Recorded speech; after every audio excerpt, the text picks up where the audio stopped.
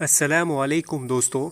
Market में कौन सी ऐसी चार बड़ी वजह है जिसके कारण मार्केट में गिरावट देखने को मिल रही है, आज की इस वीडियो में हम इसी पर बात करने वाले हैं। सबसे पहला है आउटसोर्सिंग टैक्स बिल। अगर ये बिल अमेरिका में पास हो जाता है, जो कि आउटसोर्सिंग टैक्स बिल है 25%, इसका ज़्यादातर इम्पैक्ट आईटी कंपनियों पर देखने को मिलेगा और जितनी भी आईटी कंपनियां हैं उन पर ज़्यादा असर इसका देखने को मिलेगा, क्योंकि जो भी आईटी कंपनियां हैं उनका रिवेन्यू 60% यूएसए से आता है।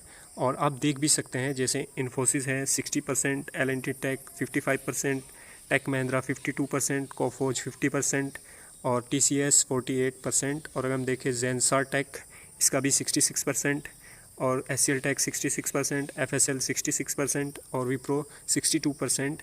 लगभग 60% इन सभी कंपनियों का रिवेन्यू अमेरिका से आता है। और अगर ये टैक्स बिल पास हो जाता है तो जो अमेरिका की कंपनियां हैं वो इंडिया की कंपनियों को काम देती है, तो उस पर टैक्स ये 25% लगने वाला है। तो पहले अगर 100 रुपये में कॉस्ट आती थी अमेरिका की कंपनियों पर यहाँ काम कराने में, तो अब वो 125 रुपये उसको पे करने पड़ेंगे।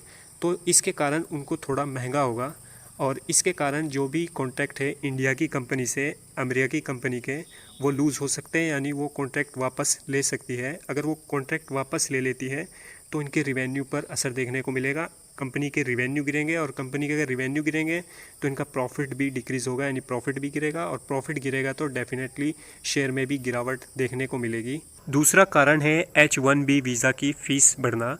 इसका कैसे इम्पैक्ट होगा? जैसे एक इन्फोसिस कंपनी है और उसका एम्प्लॉय अमेरिका में जाता है अपनी सर्विस देने के लिए, अमेरिका की कंपनी उसको आउटसोर्स करती है, तो उसको H1B वीज़ा लेना पड़ेगा। और H1B वीज़ा की फ़ीस जो पे करेगी वो करेगी इन्फोसिस, जिस कंपनी में वो इंडिया में एम्प्लॉयड है। और पहले जो H1B वीज़ा की फ़ीस थी वो थी $4000 और अब बढ़कर हो चुकी है $1,00,000। ये कंपनी इन्फोसिस इसको पे करेगी और अगर ये कंपनी इनको पे करेगी तो इनके प्रॉफिट मार्जिन गिरेंगे, क्योंकि इनकी कॉस्ट बढ़ जाएगी, तो ये फ़ीस इनको ही पे करनी पड़ेगी। तो इनके प्रॉफिट मार्जिन गिरेंगे और प्रॉफिट मार्जिन गिरेंगे तो इनके शेयर प्राइस में भी डेफिनेटली गिरावट देखने को मिलेगी। जितनी भी ये आईटी कंपनियां हैं उन पर असर देखने को मिलेगा, क्योंकि अगर कॉस्ट बढ़ जाती है वीज़े की तो ये कंपनी ही पे करेगी और जिसके कारण इनके प्रॉफिट गिरेंगे, और प्रॉफिट गिरेंगे तो इनका शेयर प्राइस भी गिरेगा। और इसका एक बड़ा कारण है क्योंकि निफ्टी 50 में इसका वेटेज है 10%। सबसे ज़्यादा जो वेटेज है वो है फाइनेंशियल सर्विसेज का 36%। और अगर निफ्टी आईटी गिरेगा तो डेफिनेटली निफ्टी 50 भी गिरेगा, और निफ्टी 50 गिरेगा तो पूरे मार्केट का सेंटीमेंट ख़राब होगा, और पूरे मार्केट का अगर सेंटीमेंट ख़राब होगा तो सभी सेक्टर में गिरावट देखने को मिलेगी।